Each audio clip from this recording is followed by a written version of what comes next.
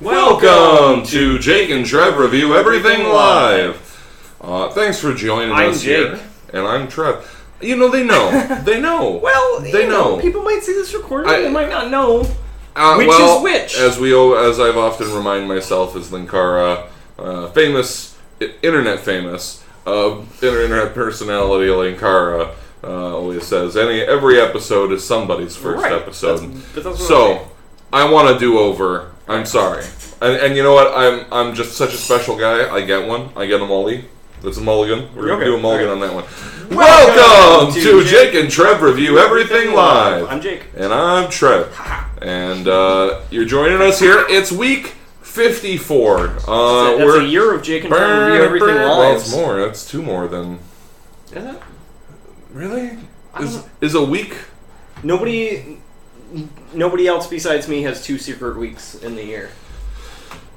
I suppose that makes sense, just because everyone else disappears for 2 weeks. I'm just completely alone on the earth. Yeah, it's weird. So wow, that's like a kind of a weird Silent Hill kind of thing, weird Doctor Who kind of thing. And hey, by the way, guys, there is some apparently some interesting news and things coming up here, particularly with the Doctor Who. I'm an asshole. I didn't turn my phone off of its noises. Turn your fucking phone down. I turned my fucking phone down like a civilized person. But no, for those of you, Doctor Who. I just picked up a Doctor Who VHS with the Tom Baker Doctor Who. I'm not keeping it. I'm selling it. I find all sorts of stuff on Jake Salvage. Well, I would like to make a official offer. I will trade you a VHS movie that is in my possession. Okay. Now this might be a hard sell, but it's also kind of a weird, controversial movie, which is why I kept it in the first place when I mostly got rid of my VHS tapes. Okay. Kids. I don't know. Don't you want that in your collection, Jake? Oh man, that's like hot potato, bro. You own that movie now. I'm on a list, probably somewhere for owning that. But trading instead of buying it. Mm-hmm. That's the thing I do on Jake Salvage. I know it is. I will trade for things. I was trying to slip sort of a... But not kids. I won't trade for kids. You will not trade for kids. It won't happen. Do not try to trade me kids. I will give you X-Men 2 and Spider-Man 2 on VHS. Oh, not the Amazing. Not the... I don't think there is. Did they make that? I know it just came out this week, but... I don't think they still make VHSs for those things. That would be awesome. Yeah. I remember when they stopped making cassettes, and that was weird. Yeah. I remember going into Sam Goody right on the death knell of cassettes, and they had, one rack, and it was all clearance. It was people aren't buying these anymore, man. Just take them all, get them the fuck out of here. I don't want to see those dirty-ass cassettes. Mm-hmm. Absolutely. Jake's doing his Jake Salvage. It's rolling along. I'm talking about Doctor Who, and I'm thinking about picking up that Doctor Who VHS. But also in the other news, Doctor Who. No kids. But not for kids. I'm going to trade something else to him. Not for kids. But so it's known. A little while ago, Jake and Trev Review Everything. We put up a poll trying to get everyone's thoughts on what new show coming out here in the near future we should devote some time to with the Short Council. Many of you remember the Short Council. It was introduced to start tackling Season 4 of Game of Thrones. And I've been kind of itching to get back at it. We love hashing it around the table, just figuring it out, dissecting, discussing, learning, debating, theorizing, we're doing it all. And we're going to be doing that with the new season of Doctor Who, with the brand new Doctor, Peter Capaldi. Fucking Peter Capaldi. Fucking Peter Capaldi. If you don't know, amuse yourself by going and watching any of the numerous clips online you can find of Peter Capaldi What was the show? It's kind of like House of Cards. It's In the Loop, I believe. In the Loop? Is either the movie or the show that the movie was based on. I'm not sure. Oh my god. But yeah, it's scathing tongue lashings. He really dishes it out. You got the C words and the S words and the F words. And he really the B dishes words and lots of C words. The whole alphabet of swears. I think there was a Z and an X word in there. Lots of. I don't even know how you do lots that. of yacht names. You throw a lot of yacht names at people, which are always dirty jokes, of course. So yeah, Doctor Who Short Council. I considered renaming the show like the Time Lord Council or something like that. Just keep it Short Council. We're just gonna keep the brand. I like it. It's the brand. It's the Short Council. It's like Talking Dead. They talk about more than Walking Dead now. Yeah. It's what are you going to do? I mean, you can't talk about one show forever, guys. Yeah. Unless you're a Time Lord. Also, we have been acquiring some nice new props, figuring out some great new artwork. It's going to be coming up here very shortly. The new episode of Doctor Who, Saturday, I believe. No, but we're going to be we're hoping to have that out pretty quickly after the show comes up. So look for that here the next day. So in other news, we have some questions. Oh, I want to show off this mug. Trevor got me this mug. It's awesome. Yeah, we'll show off our mugs. I was recently down in Appleton, Wisconsin. Look at that so shit. for all our Wisconsin watchers, I was near you. You could have been there. You could have touched and felt the magic. Which is hilarious because I got my This just happened. hoodie, This just happened my today. Deadpool shirt. This just happened today. I didn't even know this was a surprise. Hey Jake, I got you a mug while I was in Wisconsin. So I'm all Deadpooled out. He's all Deadpooled out. I also. Oh, my dad's here. Say hi to my dad. Everyone say hi to his dad. Yeah. I also decided to get myself a mug while I was down there, and I found this. Is that a Monarch from Venture Brothers? No, I wish it was. You could say that. You could be totally. like a couple, like. Yep, that's who it is. Yep. No, but it's actually equally, or depending on who you ask, more sweet. This is a Golden Moth chemical mug from the show Breaking Bad. It's kind of hard to. Jake, I got it. You're gonna. I gotta put your mug up right there too. You're gonna want to take a look at this. Yeah, see, it's a Breaking Bad mug with the scientific measurements on the side here, and the golden moth. And it's gonna be kind of hard to tell, but I think you can tell here on the lip. It's actually the whole glass is stained kind of a nice blue color. Also, stop that. What are you? I was pointing at it. Okay. I was trying to. I also managed, I think, to keep the Deadpool pretty nicely in the loop of the mug there on that shot. We'll go back. We'll fix it in post. Well, yeah, we'll just for the only show we don't edit. We'll fix it in post. That's right. So we'll do that, and a little mini review here for those of you interested. I know you guys haven't heard us opine on something for a little bit, so just want to throw this out here. Take a shot. This is oh, you. It's all in the mug. The whole. Okay, well, we'll let Jake taste it. This is the special edition Bavarian Nutmeg Root Beer from Virgil's. It smells like root beer. Virgil's microbrewed root beer, and that is produced in Los Angeles. It's not bad. It's made naturally with the root. Made naturally for the root beer connoisseur. So that's what I'm drinking here in the mug, and I'm gonna huge freaking mug. I'm gonna have another little taste. Can you see that like that? I don't think it's spicy. You know, it has. Yeah. You can taste the spice. You can taste that nutmeg. You can. I'm gonna let our producer test it here as well. You can taste kind of a licorice. Did you get a little bit of that licorice flavor in there? Do not like black licorice. I know you do not. Hate it. Yucca. It wasn't bad. I didn't taste it to be honest. Well, I guess I wasn't thinking about it, but it wasn't bad. It tastes like root beer to you. So yeah. Well, I am a self-proclaimed root beer connoisseur. So if you have a favorite root beer where you're listening, why don't you send it on in to Jake and Trev? I'll tell you what I think. And maybe I can convince the Rhinus to let me do a root beer a Black Shirt Root Beer review with him sometime. If you have mugs that you just want to give us. Oh yeah, Jake and I are proud as a peacock to show off our mugs. Yeah. So if you have some mugs you'd like us to show off, don't hesitate to send them our way. Yeah. And if you would want to know how exactly you would do that, write to us at J&TRE Review Everything at gmail.com. Or you can hit us up on Facebook. Hit us up on Facebook. J&TRE Review Everything. We don't like to just like put our address out there. Just anybody. My address is 100 Robot Lane. Redacted. My address is redacted.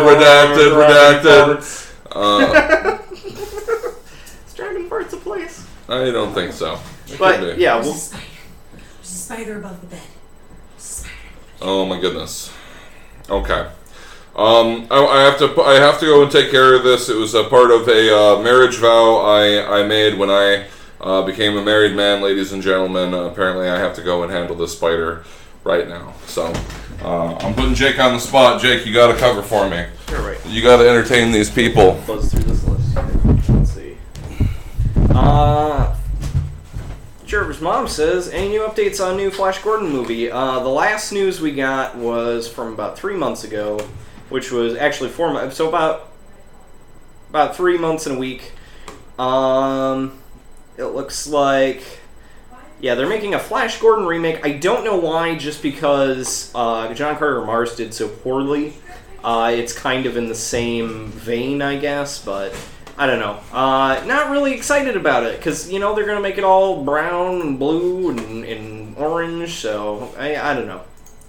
Not that excited about it. I like old Flash Gordon. Flash Gordon was cool, but, there's not much. I feel like it should just... There are certain things that... there are plenty of things that shouldn't be rebooted. RoboCop showed us that. Total Recall showed us that. Dread was good because they fucked it up the first time. So, I guess maybe give it a shot, but the first Flash Gordon was good. So, I don't know. Michael Swanson asks, if you could remake one movie with leading actors, actresses, who would they be? I don't know. That's tough. I'll come back to that. I'm sure I could throw down on that one. I feel like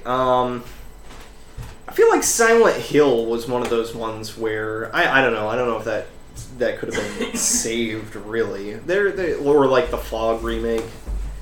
Call John Goodman. Oh yeah, Arachnophobia. Sorry for the mic there, folks. What are some of your favorite SNES games? Well, obviously, Super Mario World is pretty high up there. Link to the Past. Super Nintendo. There are a lot of really good Super Nintendo games. Super Mario RPG, I enjoyed a lot.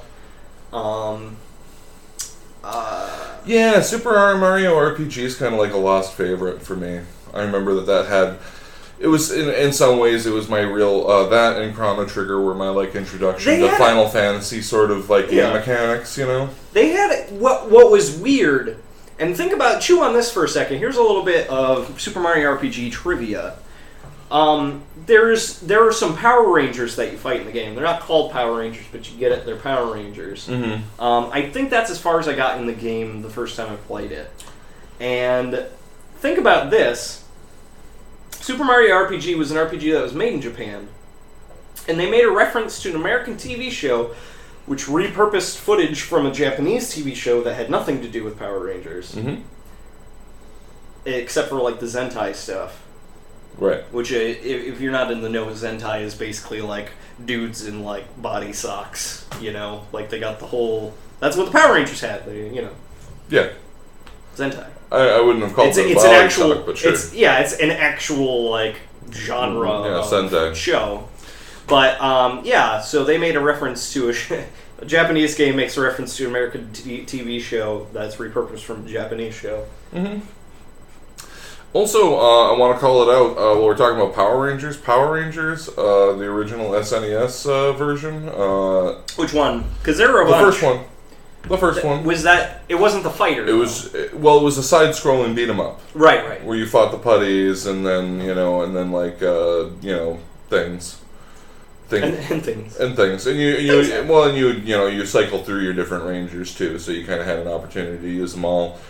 Zack and his axe were total hard asses. Yeah. Like they whooped ass all over that game. I love the X. The X was awesome.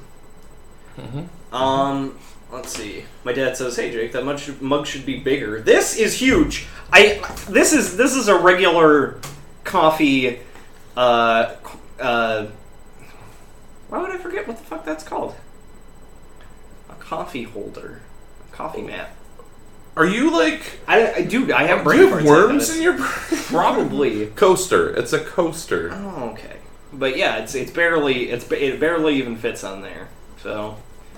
Trev, I really like do have worms in my brain, and I can't believe that you would even bring that up right now. Can you guys believe that is how insensitive? So insensitive of you. Let's see. Here's one I wanted to tackle. We'll be about halfway through the stuff here, and then we can jump into the news. But it's Ashley Poeticy says, "Have you played the PT trailer Silent Hill demo?" No, because neither of us own a PS4, and that's really disappointing because I first the Game Grumps have a playthrough. There's probably a million playthroughs. And you know, folks, just to let you know, if you wanted to, just like if you want to send us root beer, or just if you want to send us mugs, if you want to send us a PS4, PlayStation 4, or an Xbox One, we would accept that. We'll take it. We'll take it, and we will play. You want to send us Steam games? I'm Grey Ghost. Mm-hmm. And Sandman TPP. Yeah. These are our Steam names. Grey Ghost is spelled funny. If you want to know our Steam names, just make a message in the comments or bring it up on. You too can Facebook. Be friends with Jake and Trev on Steam. Right. Unfortunately, the only game I have on Steam is Mount Your Friends. So which is awesome. You can be his friend, and then you can mount like your friend game. Jake. It's a $4 game. Or your friend Trev. I have it too. Yeah. We were actually just playing the split screen co-op. Well, it's not really a split screen, shared screen. Like Versus. Yep. Fencing where you have swords on your heads and you swing around trying to cut each other. King of the Hill. Yep. Some good modes. Coin Collect. Some good modes. Yeah. It's a fun game, actually. You should check it out. There's some gameplay videos out there, particularly Jim Sterling. Those worth checking out. And if you do get the game, you can add skins, and I've already made skins for Mysterio, Deadpool, and which Doctor? The 10th Doctor. The 10th Doctor. David Tennant. So you can do those things. Yeah. But anyways, yeah, the PS4 is the only thing that has the PT trailer. I was hoping it would be on Steam, but obviously, if you haven't heard, Hideo Kojima, famous creator of the Metal Gear series, and also Guillermo del Toro, famous horror movie maker. He did Pan's Labyrinth. He did the Hellboy, the two Hellboy movies. They're teaming up to make a Silent Hill, and there is a trailer that it's a trailer game. It's called PT, like the initials P.T. And yeah, I watched the Game Grumps playthrough of it, and it is pants-shittingly terrifying. They really get the atmosphere right. They get the horror right. It's got jump scares, but they're the right kind of jump scares that really, I'm not talking like Silent Hill 4 jump scares, more like, I don't know, like Silent Hill 1 jump scares, or like Resident Evil jump scares, but there are also like psychological, yeah, like that. It really puts you into the horror, because you don't even know what like kind of character you're playing or anything. There's not really much of an explanation. Also, Fatal Frame?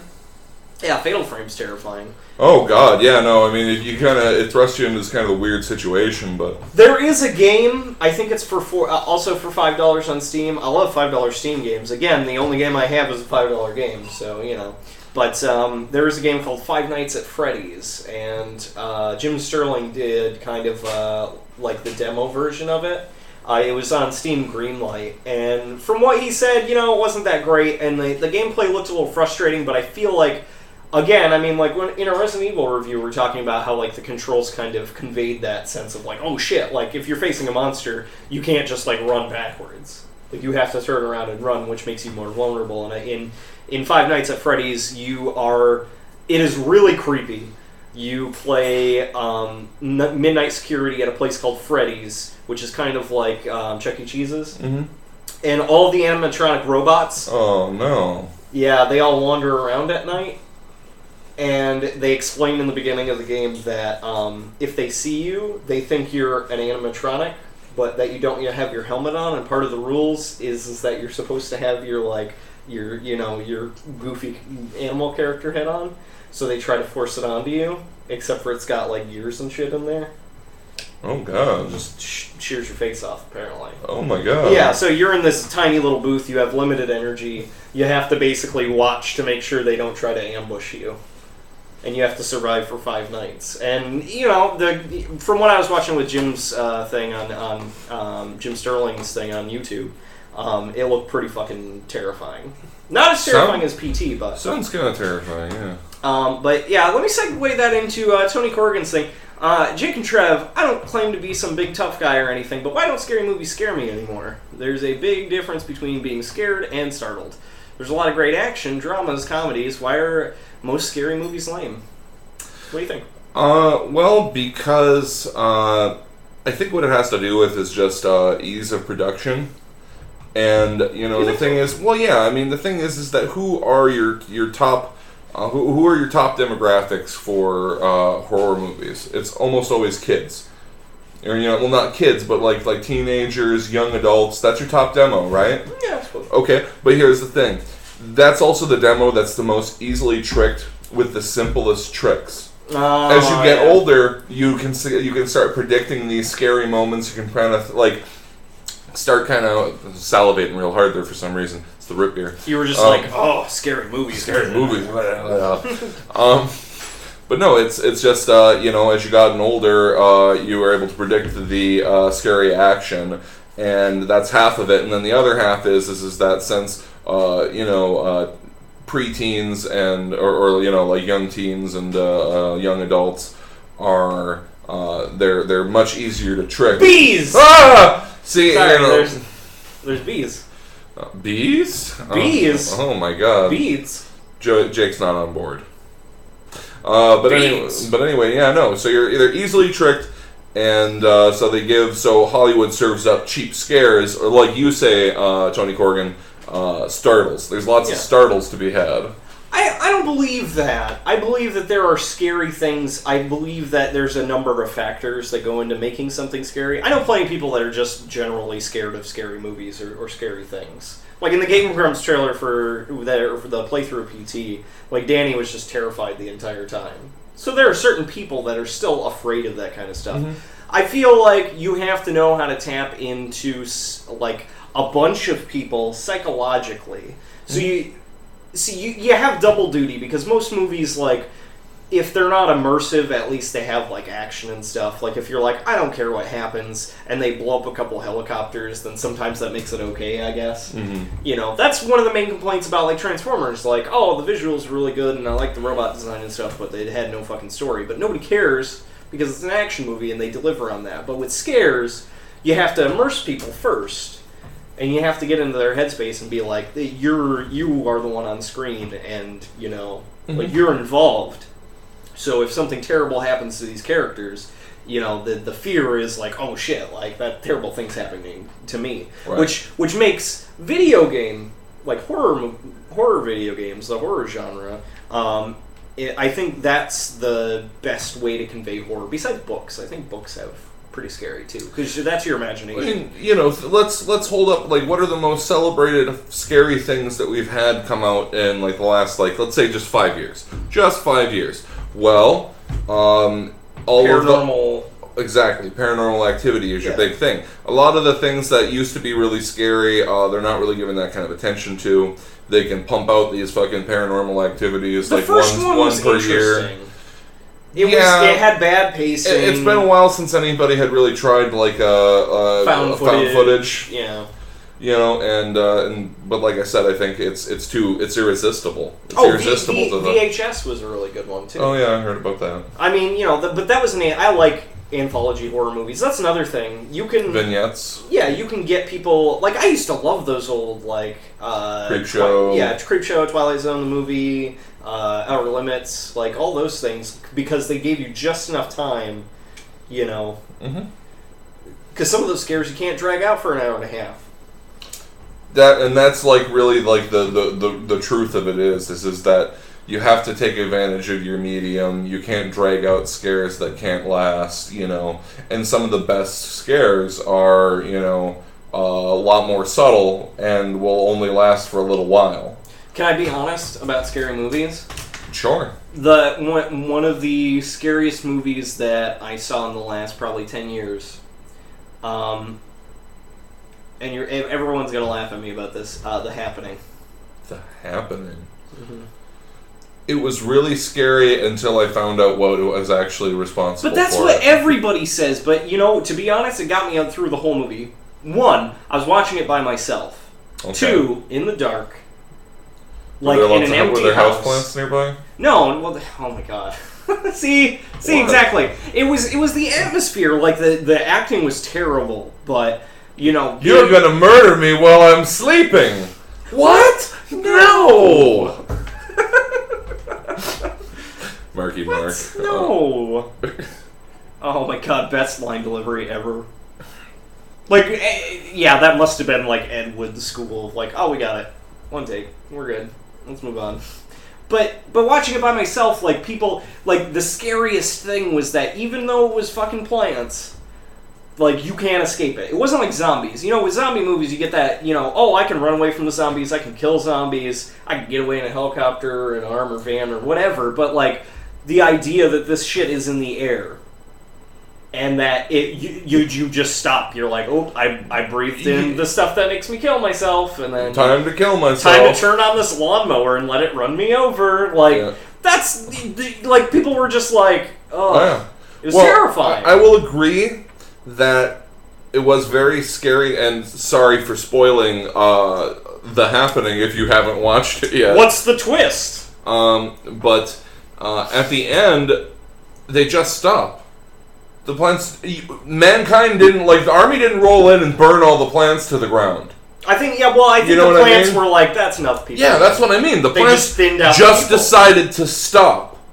And it was really scary there, if you choose to think about it, viewer, is you realize, of course, that they could just decide to start up again at any time, right? At some point, they were just like, that's it, let's kill a bunch of people. And then they were like, that's enough people, and then they stopped. Yeah, that's terrifying. That's not something that's really, like zombies. Like, zombies won't stop until everyone's eaten. Right.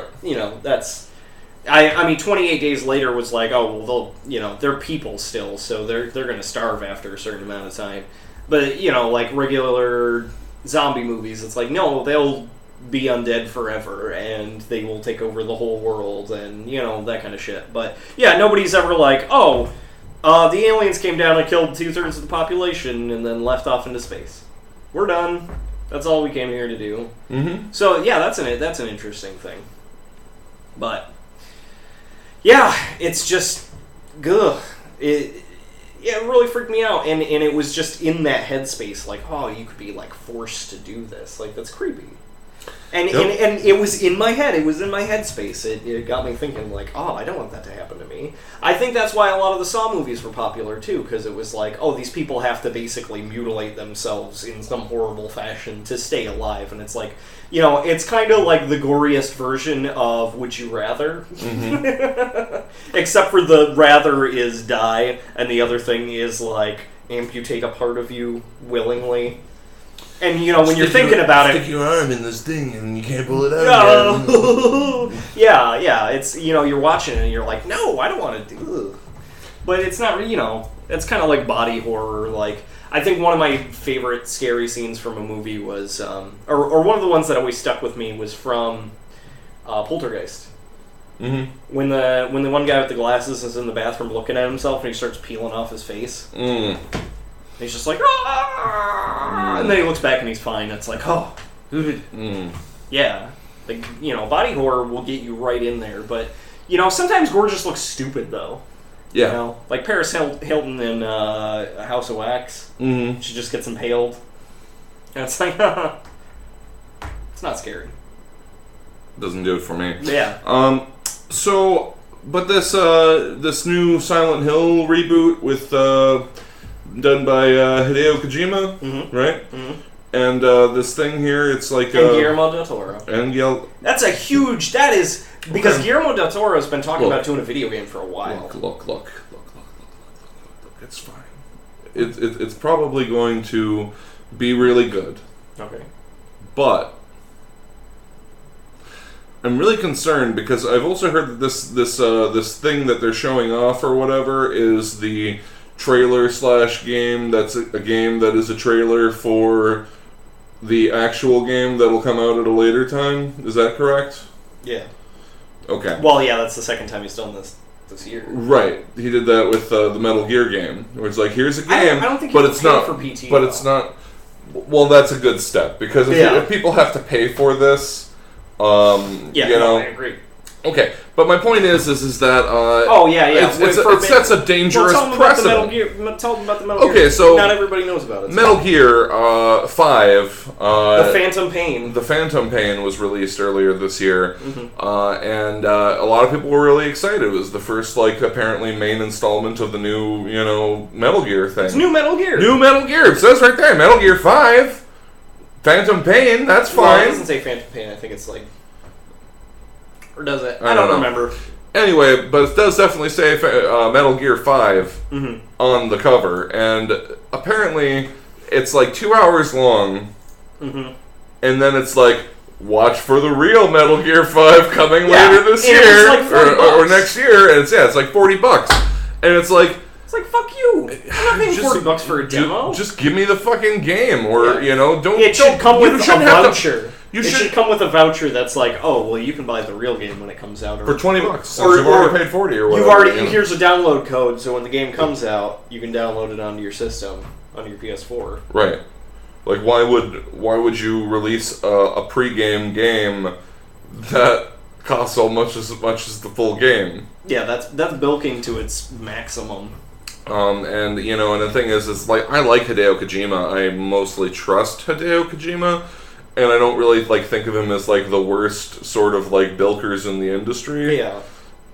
He is a little convoluted in his storylines, but that's a discussion. I think it's a package deal. That's a discussion for another time. Yeah. You can't separate these things. Yeah. But my point is that it's a dangerous place for the industry to be moving toward, and the fact that he's breaking or branching out from what was his own series to what has been somebody else's series now and going forward. Yeah. You know what though? You know what's going to work towards Silent Hill success though? What's that? Hideo Kojima can break the fourth wall. He's one of the only people that's ever been able to get away with it. In the original Metal Gear Solid, there was all sorts of fourth wall breaking, you have to find the code on the back of the box, and you're like, what fucking box? And it's the CD case that the game came in real life, has Meryl's code on it. Right. Or the Psycho Mantis thing, where it's I can read your mind. You've been playing Smash Brothers, or or whatever. Well, the GameCube version. For the GameCube version, right. And then you had to switch ports. Oh yeah, Castlevania Symphony of the Night. Yeah. But yeah, he's always been really. Or one of my favorites was Sons of Liberty, where near the end of the game, the twist was revealed. I feel better about spoiling video games because it's you won't remember by the time you play it.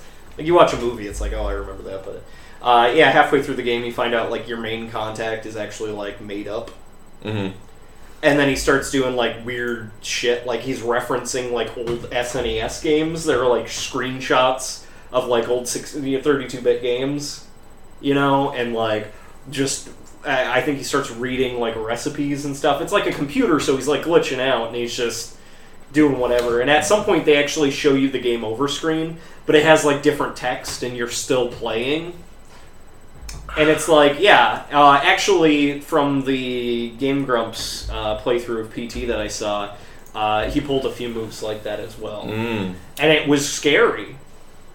I'm dying to terrifying. See it now. So the idea that he can work that in, it works. It works really well, but hopefully that works out. Hopefully somebody in the audience sends us a PS4 so we can play the actual Silent Hill when it comes out. But all right, let's get into the news while we still have time. We've been going on here for a while. Discovery Shark Week sets ratings record among women. Interesting. Yeah, well that's TV. TV's That was accidentally up. We could talk about Shark Week if you want. Well, I do want to touch briefly on Shark Week. I've been reading a lot of interesting tidbits concerning Shark Week. Have you guys seen this? Have you heard about this? Apparently, there's a lot of misrepresentation that these Shark Week film crews are doing when they enlist actual like shark scientists to speak with them. When they talk with shark researchers and shit, and it's like, is it possible that this shark species could wade inland into the delta of a river? And it's like, yeah, that's possible because this is like a brackish water shark, so it can kind of go into fresh water or salt water, but it can't go very far inland. And then all of a sudden, it's just cut up. That's all cut up. They will be inland. Well, and it's like. This scientist believes it's possible that there could be a voodoo shark living in the swamps of Louisiana, and it's like, I never said voodoo shark, and then, and these scientists. I think voodoo shark groovy inland. So these shark scientists are starting to get they're starting to get really weary of talking to these Shark Week people, because it's like a catch-22. You want to talk to them so they get your name out there as a shark researcher and someone, you can get that grant, get that sweet grant money, kid. Get it up, son. Okay, but on the other hand, you don't want to be involved with this scientist believes in the voodoo shark of Louisiana. I think part of the allure of Shark Week is probably just because sharks are the closest thing to dinosaurs that we have. Yeah. There can't be a dinosaur week where it's like, oh, T-Rexes might live in your area, if they were real. I want to see it. Can we have a dinosaur week? That would be awesome. Oh man. Well, we need to have dinosaurs on the Earth, but then in places where they would never catch us. And even then, if we were around dinosaurs... Congo, man. There's all kinds of dinosaurs in the Congo. Yeah, listen, you've been watching Land of the Lost too much? Also, the Savage Land. We have Professor Willenholly with us. He went on this routine expedition. These are a bunch of... We can buzz through this shit. There's a new Halloween movie. It will not be directed by Rob Zombie or have Sherry Moon Zombie in it, which I'm very happy about. Mm-hmm. I was not interested in either of the... it was dumb. I didn't like it. There was not enough... anything. It was just dirty and muddy, and it was exactly what Rob Zombie's good at, which is fine. I did somewhat enjoy... what the shit was it called? House of a Thousand Corpses? No. Devil's Rejects? Yeah, Devil's Rejects had a better story. House of a Thousand Corpses was just Texas Chainsaw Massacre with more stuff. Well, yeah, but you know why you like the Devil's Rejects, right? Because it was Star Wars. Right. Yeah, we had this discussion some 10 years ago. Star Wars. It's Star Look Wars. it up. Anyway, what else have we got in the news, Jigadile? Well, here's a couple things.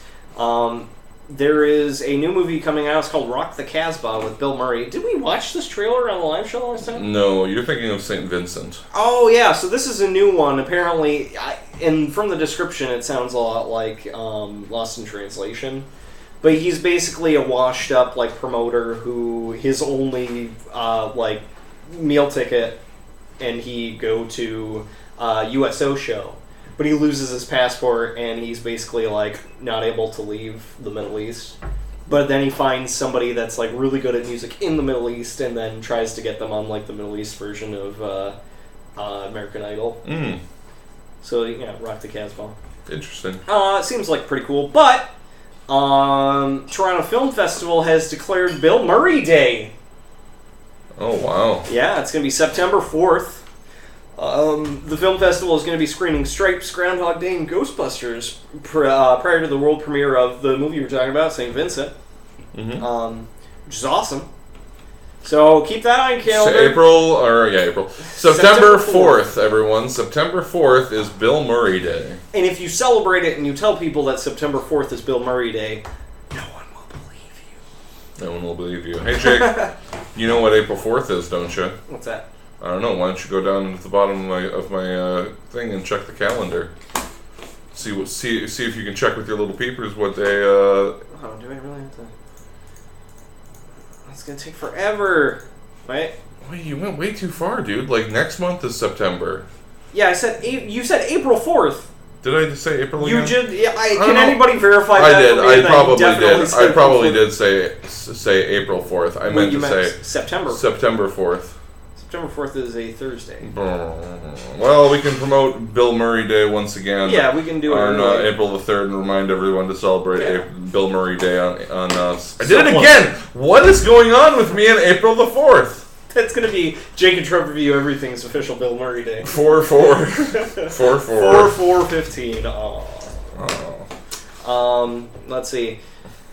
More news, lightning round. Dwayne "The Rock" Johnson. Can we settle on one name or the other? Because I know wrestlers tend to try to get out of it. I'm totally comfortable just calling him Dwayne Johnson. I'm comfortable calling him The Rock. I'm comfortable either way. He's earned it either way.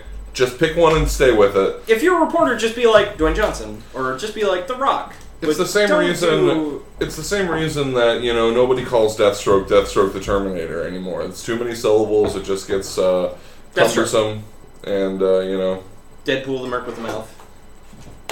It's called Deadpool. You can call him the Merc with the Mouth though. Let's see, but yeah, he is set for a DC Comics film. Some people are saying it's going to be Shazam, which would be awesome. Although they technically can't. Oh no, they have to call it Shazam because they can't call it Captain Marvel. Which was another thing. They were talking about making a Captain Marvel movie. Yes.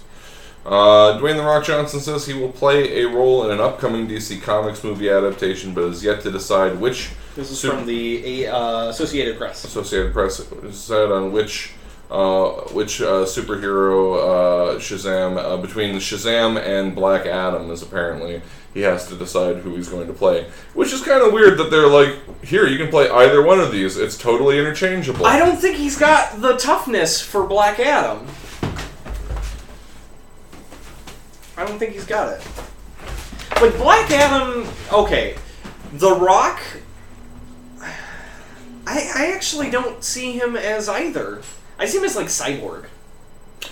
Yeah, that could definitely work. Like an older Cyborg? Yeah, I would like that. Or... I'm really shocked that they're trying... I mean, I guess Cyborg's maybe kind of a popular character because of Teen Titans, I'm guessing. Because can anybody confirm, any Teen Titans fans? I know there was been two successful animated programs on the Cartoon Network. Isn't there like a chibi one or whatever? There's a chibi one, Teen Titans Go, I believe is what that's called. That's on now. Teen Titans and Teen Titans Go. But yeah, so like, is Cyborg really your breakout character from Teen Titans? I don't know. I'd say Starfire, but she's got, I see. That's the other thing. Look at how long it took Marvel to actually branch off into space. Not including Thor, because that's like a sectioned off. Oh, see, that's maybe you raise a good point. Maybe that's what their problem with the Green Lantern was. Yeah, I was they like, kind of tried to be like, right out in space, motherfuckers! And it's like, whoa! Then you got this Thor, and you got it's like, oh, come on, man, Superman's an alien, why is it so hard for you to go into space? It's like, yeah, he's Superman, though. Everyone knows his deal. Not everyone knows yours, Hal. Yeah. So... I don't know. Black Adam, see, Shazam has to be like a really... I don't know, he might be a better Shazam. If I had to pick which one The Rock should be, I would say Shazam. But, I don't know, you have to have someone more sinister for Black Adam. Like... Oh, I don't know, man. He could be a good bad guy. Don't you remember in Doom? I'm glad you laughed before you finished that thought, or as you were finishing the thought, because holy shit, I have an extra chromosome. Why? How does that make you into a bad guy? Let's take it to the chat here. When we were talking about The Happening, like a dog man run over by a lawnmower. Oh, that's sad. It's sad. My dad says T-Rex NATO. Yes, please. I'd watch that. Nick Miani says there's new Jungle Book live action with Bill Murray. I'm not interested. Like, personally, me, there's too many like Disney properties, which the Jungle Book isn't. It's Rudyard Kipling. But they've kind of Akira'd their way over it, and now it's Disney. It belongs to Disney. This belongs to me now. Yeah, well, Jake, guess what, son? You're about to get interested in the Jungle Book live-action thing that Disney's doing. Oh, God. Okay? Because, like we said, and like Nikki said, thanks for pointing it out, I forgot to mention this already, because Jake's going to love this. But not only is Bill Murray going to be doing the voice of Baloo, apparently not learning his lesson from Garfield, I think that was even your joke at one point, but you know who's going to be doing the voice of Khan?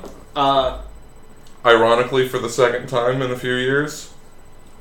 It really is a Benedict Cumberbatch. Khan! But he's not going to Khan! He's not going to be in it. It's just going to be his voice. Yeah. He's going to be Shao Kahn. Shere Khan. Did you say Shao Kahn? No.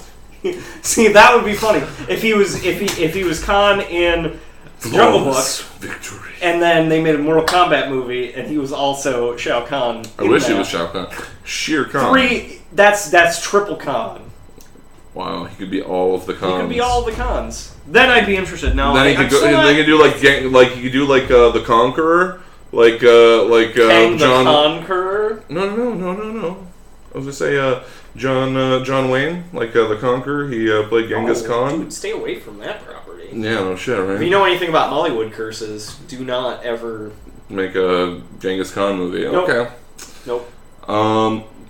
Let's see. Want to know what movie is a huge waste of time? Sharknado 1 and 2. I haven't seen them, actually. Well, I mean, they seem interesting to me. I think maybe it's one of those things, like, I want it to be a punchline and funny, but if I actually watch it, I'll just ruin it for myself. Yeah. Does that make sense? I mean, like, I enjoy the movie because I know it exists. it's when there's a fine line of between.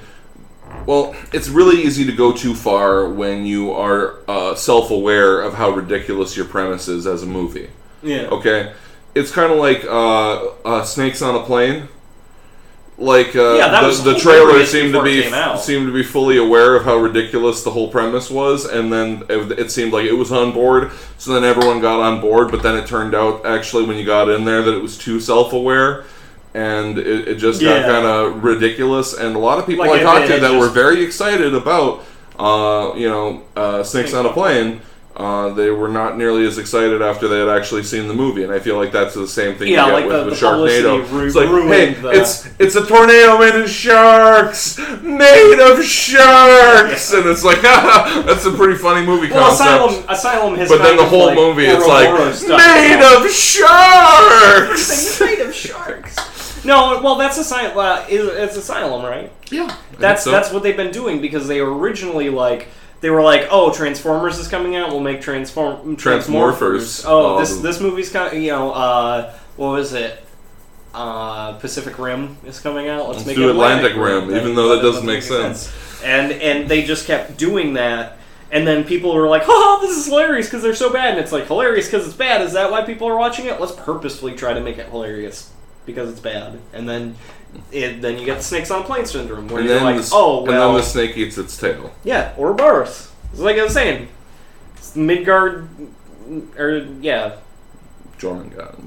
Of course, that's the name the world serpent. That's the name of my... Tajik Silva suggests Vin Diesel as Black Adam. That would be cool. It'd be like a Fast and the Furious reunion, sort of. Yeah.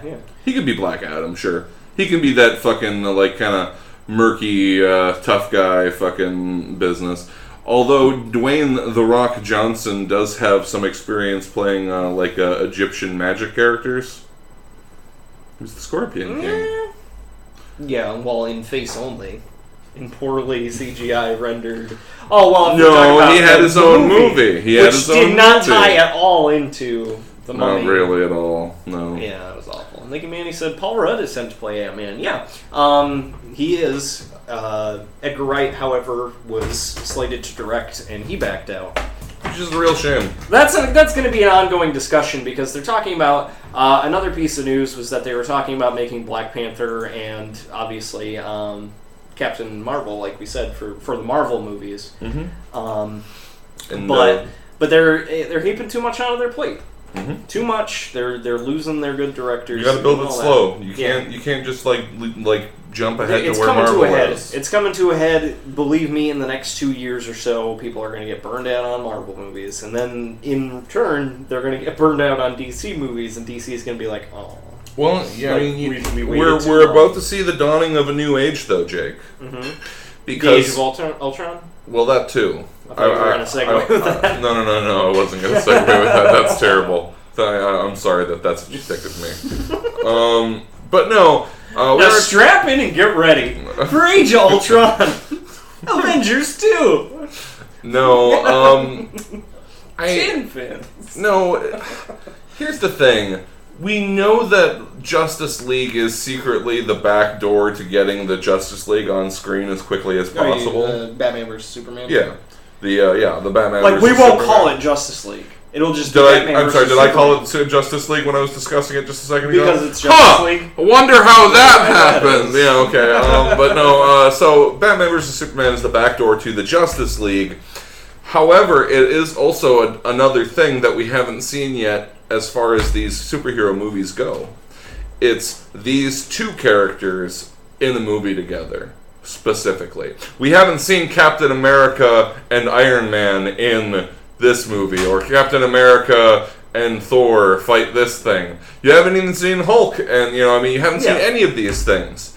You haven't seen the co-build superheroes like a team-up movie. Yeah. So this is actually, they're kind of doing something interesting if you choose to think about it that way, in providing us with a team-up movie for the first time. I just realized something. What's that? What we need to do is map out, somehow, the Cliff's Notes version of what has happened to comic books since comic books started, and we'll know exactly how the movies are going to go. One by one. The dominoes will fall. Because that's how Avengers got started, was a bunch of separate characters, and then they all teamed up. Right. And then that's how the Justice League happened. It was the same deal. So... And then, people love team-ups. And then eventually, I think it's closer to now, though, because eventually they just started doing events all the time. It was never like... It was sectioned off, so it was like... Or it was never sectioned off before. It was just like, oh, we'll have team-ups and stuff and do, like, yearly events or whatever, but it's not going to be anything specific. But then, eventually, Marvel and DC decided, oh, well, we're going to have a cross-universe thing every year or so. So, yeah, like, Marvel had, like, Civil War, and then they had Secret Invasion, and then they had... Dark Reign, and then the Heroic Age, and like they did something cross comic book every time. So now we're gonna have we had the Avengers, which was basically like the Infinity. I mean, technically that's the first superhero team up movie, you know, but now they're gonna have it's an ensemble versus like a partnership one, but yeah. And now they're gonna have Age of Ultron, and assumedly the third one's gonna be like the Infinity Gauntlet. Assumedly. I mean, they're setting it up to be the Infinity Gauntlet. What if it's Avengers / Guardians of the Galaxy? That's our first, or that's our culmination of the Infinity Gems story arc. Yeah, absolutely. Then you're talking like they're going to build it up even longer. Everyone in there. They got to watch out about building it up too high, because then what happens after that? But it's let's not sit here and pretend there's not literally 70 years of comic continuity that they can sift through for fucking storyline ideas. Because there totally is. I'm sorry. It's the root beer. I should have drank coffee. I should have stuck with my guns. Stuck with my guns, stayed with the coffee. But, yeah, so... we got some more questions to answer, though, don't we, Jim? Absolutely. Here, we can get rid of this. Ant-Man started filming.